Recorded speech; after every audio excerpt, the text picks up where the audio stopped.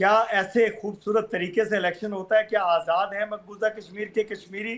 क्या उनके ऊपर गन्स और आर्मी और बारूद रख कर इरशाद क्या अहमद जी, इलेक्शन अपना सुनिए ना, आप सुनिए, मैं सिलेक्शन चाह करते रही हैं थी वहां? आशीष जी का रुख करूं, लेकिन आपने चूंकि अब अगर आजाद कश्मीर का जिक्र किया है, आजाद कश्मीर यानी कि वो हिस्सा जो बड़ा खूबसूरत है, भारत का अभिन्न अंग है, जल्दी से तस्लीमा अख्तर बता दीजिए, पीओजेके में जो हो रहा है और हिंदुस्तान के अगर चुनावों की बात करें, किस रूप में चुनाव होते हैं?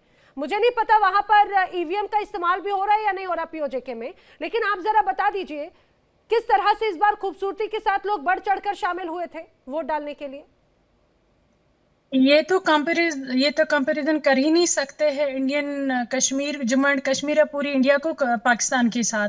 हम्म। वहां सबसे पहले सिलेक्टेड गवर्नमेंट है पूरी हम्म। पाकिस्तान की, ये तो सब जानते हैं, पूरी दुनिया जानती है कि वो सिलेक्टेड है। जो वहां पर आजम मनीर चाहता है वही होता है। वहां कोई डेमोक्रेसी है ही नहीं, वहां फेलियर डेमोक्रेसी है।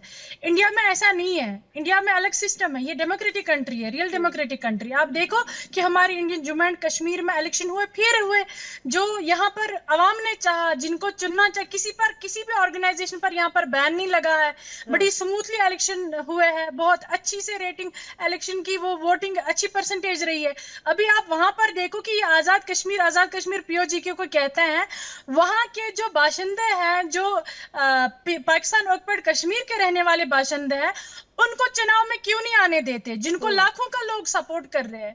ये ठीक है। हमेशा इस्लामाबाद से क्यों चुनते हैं कैंडिडेट्स? हालांकि ये वहां क्योंकि के अभी आगे नेटवर्क की कोई बात हुई, किसी नेटवर्क कैंडिडेट की को बात हुई बिठा तो भी मुझे देते लग हैं रहा वो है तो कि कम से मुझे लग रहा है जिस नेटवर्क की बात अभी दामोदर जी कर रहे थे, नेटवर्क का हाल ये हो गया कि इरशाद जी का फ्रेम फ्रीज हो गया और वो फिलहाल नेटवर्क, बुरे नेटवर्क की वजह से वो हमसे डिस्कनेक्टेड हो गए। दोबारा उन्हें कनेक्ट करने की कोशिश करूंगी, लेकिन आशीष साहे जी जल्दी से आप मुझे समझाने की कोशिश कीजिए, पीओके में ये चुनाव के नाम पे मजाक नहीं तो और क्या है? वेल, कनेक्ट हो चुके हैं दोबारा इरशाद जी, स्वागत है, लेकिन जल्दी से मुझे आशीष साहे जी बताइएगा, ये मजाक नहीं तो और क्या है? जनता वहां पर दूर दूर तक नजर नहीं आती, पोलिंग बूथ की इर्द गिर्द प्रदर्शन लगातार हो रहे हैं, वहां की आवाम कह रही है भाई पाकिस्तान की जो सेना है वो जबरन यहाँ पर चुनाव को ये डाइवर्ट और मैनिपुलेट करने की कोशिश कर रही है। ना ये पीओके में ना ये आई वॉश करते हैं, ये इंटरनेशनल कम्युनिटी को आई वॉश। वहां पे कोई फ्रीडम है नहीं। जो वहां की अपराइजिंग हो रही थी उसको जिस तरह से इन लोगों ने प्रोजेक्ट किया था through Pakistani media, state control media, Pakistan में मीडिया इंडिया की तरफ फ्री नहीं है।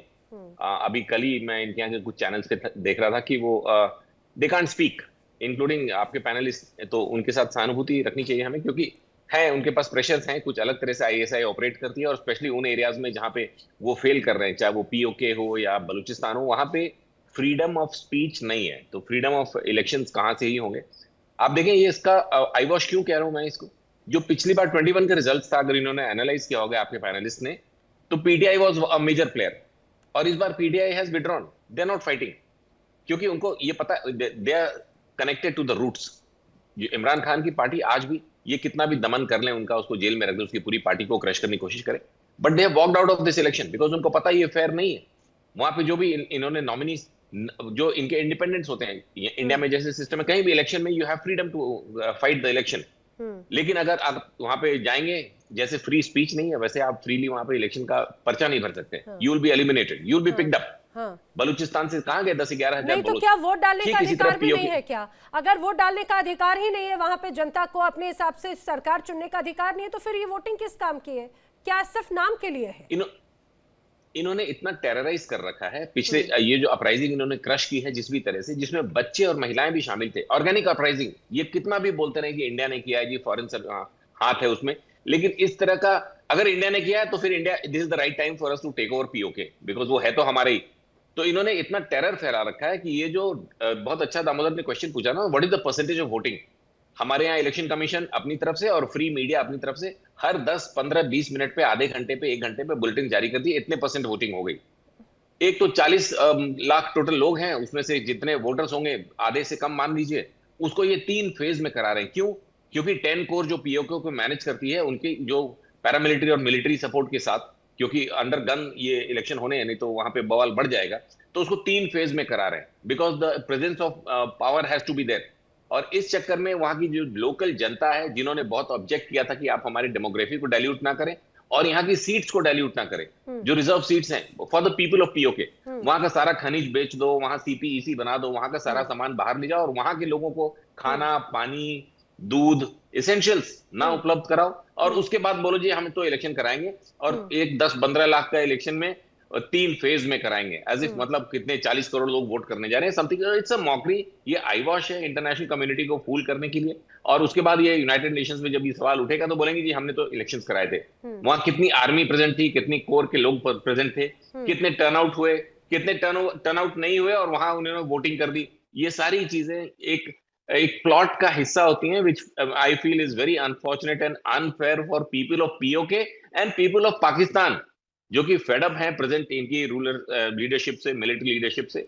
बट इनको किसी भी तरह अपने उसमें डोमिनेशन को कायम रखना है, क्योंकि अदरवाइज ये इरशाद जी देखिए कई बड़ी बातें कही, हालांकि आपने क्योंकि उस दौरान चुनाव का जिक्र किया था, मैं समझ रही हूँ नेटवर्क का इशू होगा, आप डिस्कनेक्ट हो गए थे। तस्लीमा जी ने बताया कि किस तरह से 2024 में जब जम्मू कश्मीर में वाकई में चुनाव हुए तो बढ़ चढ़कर लोगों ने हिस्सा लिया था, जो वोटिंग परसेंटेज है वो आउटस्टैंडिंग था, वहां पे लोगों ने बढ़ चढ़कर अपने हिसाब से अपने अनुसार सरकारें चुनी थी।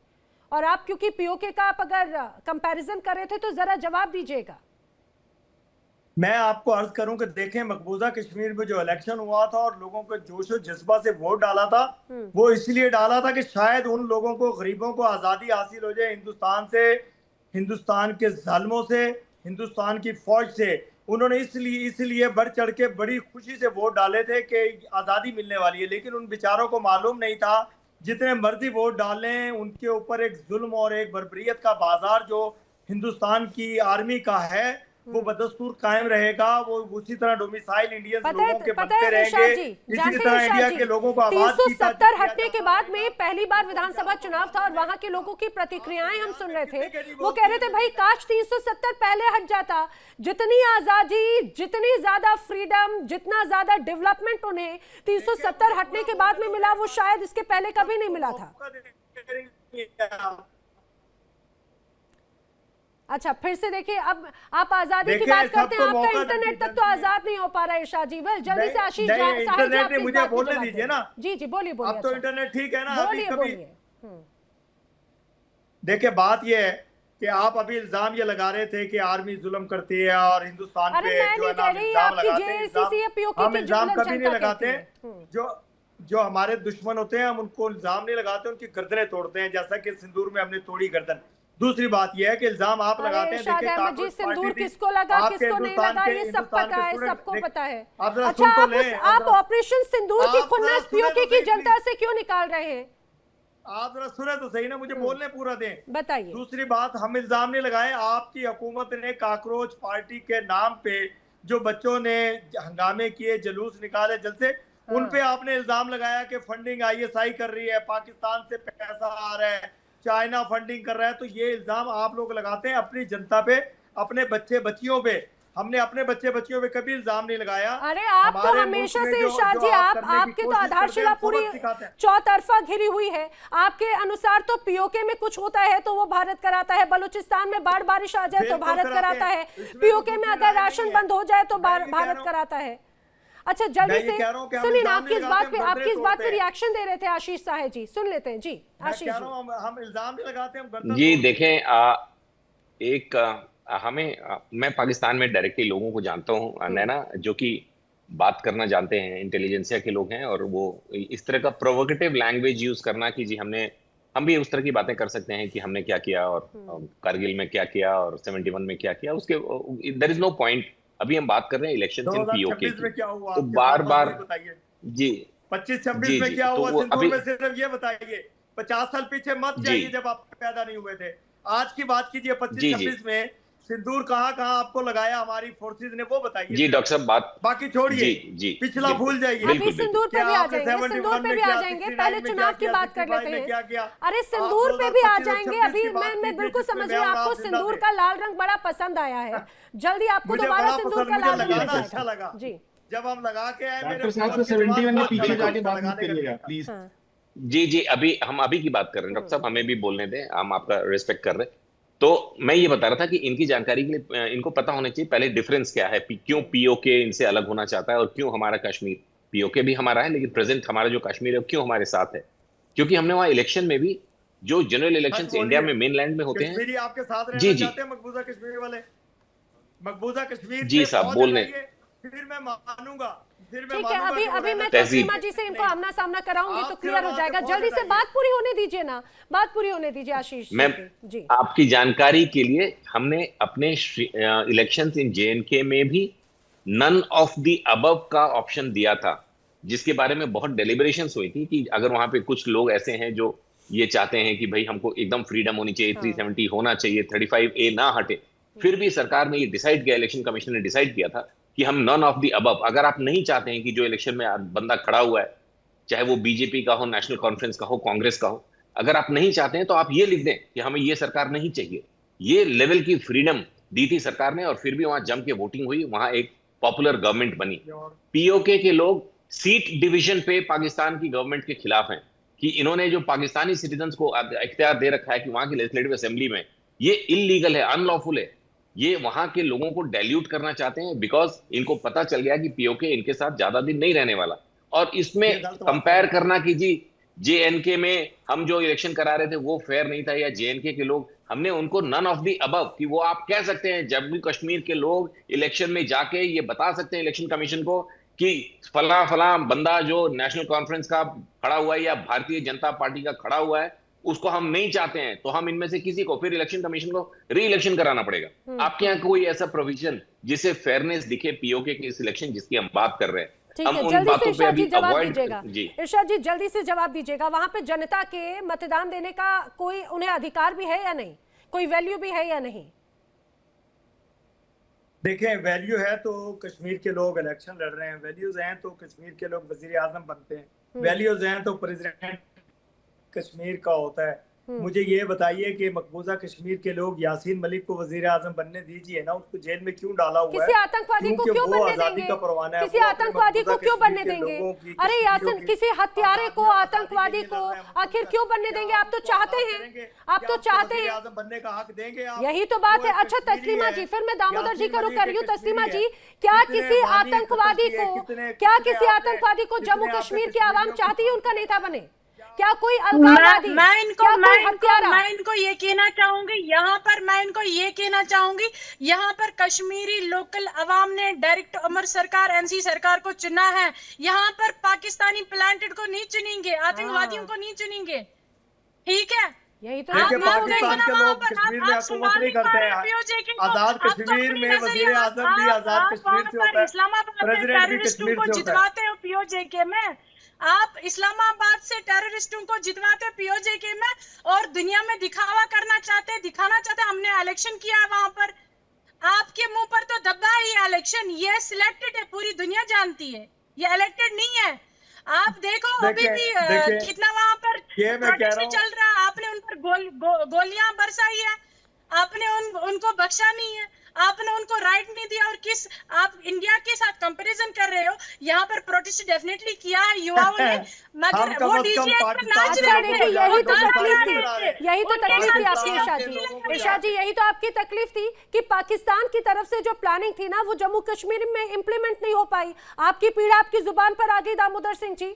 यही वजह है कि चाहते थे अलगाववादी नेता, आतंकवादी, इनके प्लान किए हुए आतंकवादी जम्मू कश्मीर में दहशत फैलाएं, लेकिन हिंदुस्तान ने वो होने नहीं दिया। वो तो हिंदुस्तान की सरकार या सेना तो छोड़िए, खुद जम्मू कश्मीर के आवाम ने उन्हें नहीं चुना या उनको सिरे से नकार दिया, क्योंकि वो जानते उन्हें आतंकवादी नहीं चाहिए, उन्हें विकास चाहिए, है ना। 2022 से अप्रैल 2022 से इन्होंने अपने एक प्रधानमंत्री को जेल पे डाला हुआ है।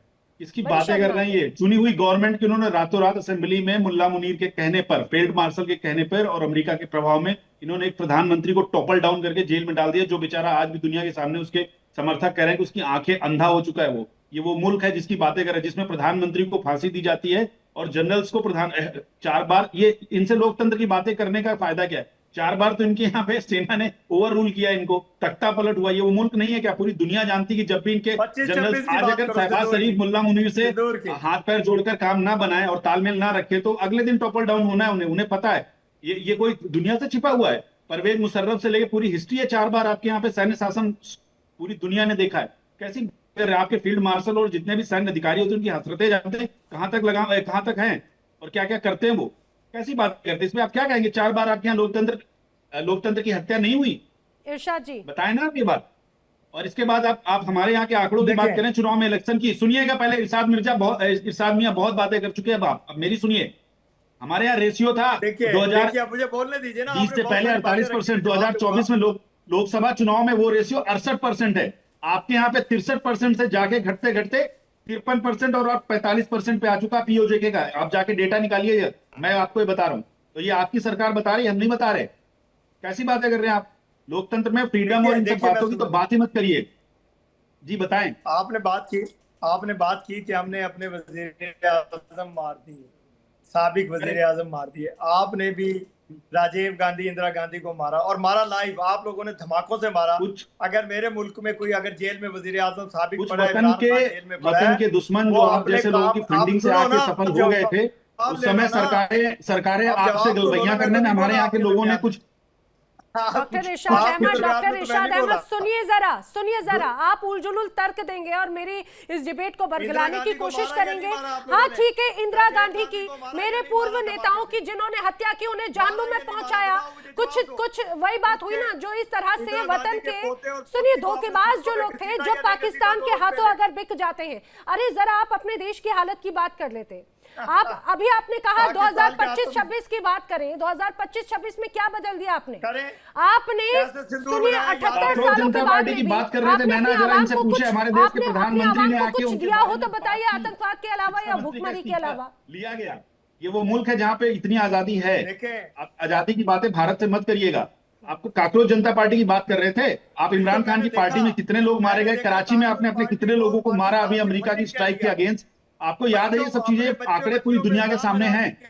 हमारे यहाँ पे शिक्षा मंत्री ने इस्तीफा दिया, पूरी दुनिया ने देखा, और देश के प्रधानमंत्री ने 3 दिन तक लगातार अपने लोगों को संबोधित किया। आज सुप्रीम कोर्ट ने भी हमारे यहाँ पुलिस के अगेंस्ट से बताया कि जितनी चीजें, सब चीजों की इंक्वायरी होती है। कैसी बातें कर रहे हैं आप? हमारे यहाँ रातों रात दमन नहीं किया जाता ना, तो हमारे यहाँ सेना आगे।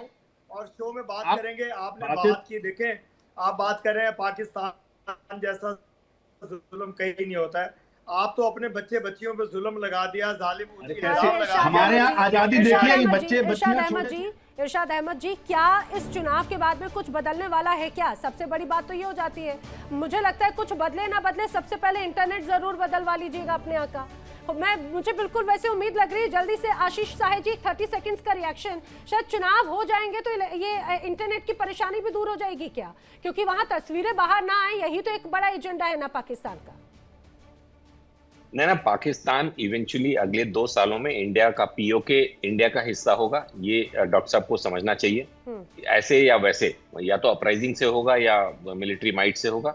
और दूसरा, एक हमें ये हमेशा लगता है कि जब इस तरह के डिस्कशन होते हैं ना, तो प्रोवोकेटिव होने से कोई फायदा नहीं है। देखिए, एक बहुत ही निम्न श्रेणी के आतंकवादी हमले को जो पहलगाम में हुआ, उसको ये कितना प्लेजर के साथ डिस्क्राइब कर रहे हैं। तो अगला भी उस तरह से बातें कर सकता है। ये सोचना कि हम इसलिए चुप हैं क्योंकि हम कुछ उसके बारे में अलग सोचते हैं, नहीं, हमारी बहुत स्ट्रांग फीलिंग्स है। लेकिन मुझे पता है, एक पब्लिक प्लेटफॉर्म पे एक डॉक्टर साहब बैठे हैं और गेस्ट बन के, तो उनके साथ कितनी लिमिट्स में मुझे बात करनी है। लेकिन उसका एंड रिजल्ट, जिस लड़ाई की ये बात कर रहे हैं, एंड रिजल्ट सबको पता है। ये दौड़ के गए थे अमेरिका के पास कि जो सिंदूर ऑपरेशन हमारा रुकवा दो। इनके प्राइम मिनिस्टर ने भीख मांगी थी और अमेरिका तब उसमें इंटरवेन किया था। अरे सीधा सीधा लड़ी लेते कुछ दिन तक, तो पता चलता कि हम क्या करने वाले हैं। सीधा सीधा लड़ लेते तो पूरा खात्मा हो जाता ना। जरा से सिर्फ 4 दिन में तो इनके सारे अपने पुर्जे, ये कहा जाए कि पुश्तैनी सब कुछ याद आ गया, इनको पूर्वज याद आ गया। अगर कुछ दिन और होता तो पता नहीं क्या होता। और मुझे लग रहा है पीछे जाने की जरूरत भी नहीं है। पीओके की जनता खुद अब इन्हें सबक सिखाने पर पूरी तरह से क्लियर कट मन बना चुकी है। और यही बात है कि यहाँ पर भले ही लोकतंत्र की बात हो, लेकिन इससे बड़ा भद्दा मजाक और कुछ होगा नहीं जो पाकिस्तान की सेना और सरकार कर रही है पीओके में चुनाव के नाम पर। देखिए इंडिया डेली 24/7 अब आपकी स्मार्ट टीवी पर। इंडिया डेली मौजूद है सभी डिजिटल प्लेटफॉर्म पर लाइव और लगातार। इंडिया डेली 24/7 हर दिन राष्ट्र को समर्पित।